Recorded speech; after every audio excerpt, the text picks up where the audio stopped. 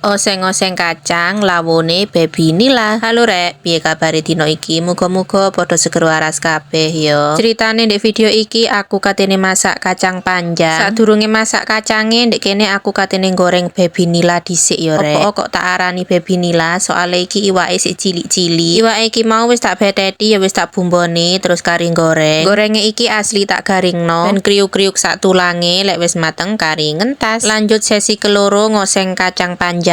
Sadurunge iku ndek kene tak panasno minyak, mari ngono tak cemplungno bumbune. Bumbune mek ana brambang bawang karo lombok wis ora aneh-aneh kari ngosrang-ngosreng. Ngosrang-ngosreng sampai bumbune iku mateng. Lek wis mateng kari nyemplungno kacange. Gak lali ndek kene ya tak wolak-walik ya rek ben bumbune iku rata. Ben tambah empuk ndek kene ya tak tambahi banyu saithik ae. Ben cepet empuk ndek kene tak tutup ae. Lah lek wis oleh pirang menit sekirane kacange meh mateng, kari nambahi penyedap karo kecap. Sakjane masih gambek kecap yo enak yo rek, berhubung bojoku senengane mbek kecap dadi yo wis lah setiap masak iku kudu ono kecape. Lanjut penyedape iki wis nyemplung kabeh kari molak-malik maneh. Mari ngono kari mateni kompore. Tara, oseng-oseng kacang panjang ambek baby nila goreng wis ready. Ayo padha nggo sego dhewe-dhewe teko omah.